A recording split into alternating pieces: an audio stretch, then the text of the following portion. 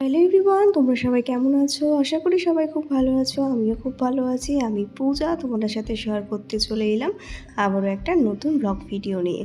তো দেখতেই পাচ্ছ আজকে আমি একটু রেডি হয়ে নিয়েছি। আজ যাচ্ছি আমরা সবাই মিলে মেয়ের মানসিক পুজো দিতে।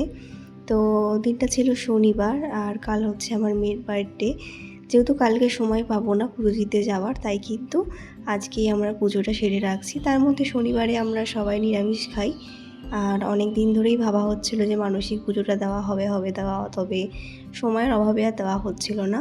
তাই মা ঠিক করলো যে এবছরেই ও যেহেতু 3 বছরে পড়ছে, তাই এবছরই ওর মানসিক পুজোটা দিয়ে দেওয়া হবে।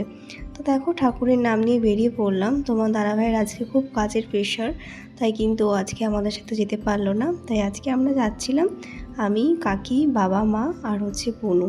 আর আমার মামাম তো অবভিয়াসলি আছেই। তো দেখো বলতে বলতে বেরিয়ে পড়লাম। আর যাচ্ছি হচ্ছে আজকে রামপ্রসাদ ভিটেতে। যখন আমি প্রেগনেন্ট ছিলাম, সবে ধরা পড়েছে, ঠিক তখনই কিন্তু আমার শাশুড়ি মা সেখানে গিট বেঁধে এসেছিলো যাতে আমার একটা ছোট্ট মেয়ে হয়, মেয়ে সন্তান হয়, তারই জন্য। তো দেখো সেই মানসিকটা সম্পূর্ণ হয়েছে। আমার কোল আলো করে আমার মেয়ে সন্তানই এসেছিল। আর দেখতে দেখতে তার কিন্তু 3টে বছরও হতে যাচ্ছে।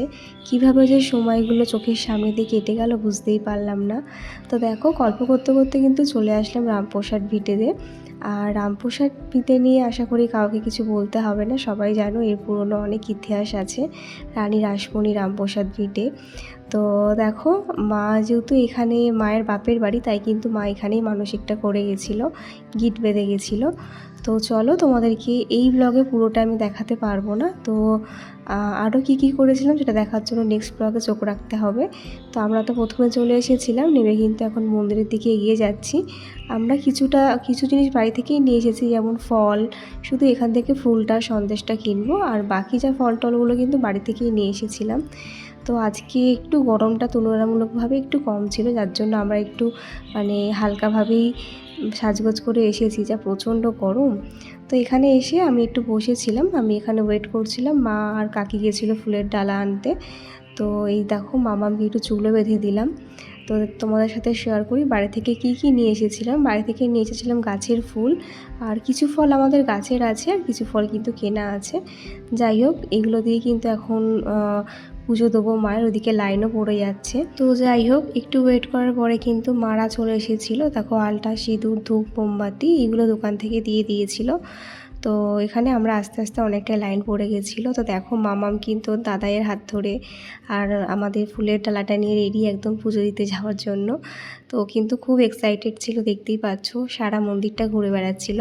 তো মায়ের মন্দিরে কিন্তু ক্যামেরা অ্যালাউ নেই, তবু আমি লুকিয়ে লুকিয়ে একটু ভিডিও ক্লিপ নিয়েছি, সেটা তোমাদের সাথে অবশ্যই শেয়ার করব।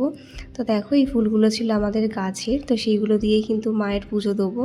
গাছের ফুল দিয়ে মাকে পুজো দেওয়ার সৌভাগ্য কজনেরই বা হয়, আবার নিজের বাড়ির কাছে। তো যাই হোক, তো চলো দেখা হচ্ছে নেক্সট পার্টে। ভালো থেকো সবাই, সুস্থ থেকো, বাই।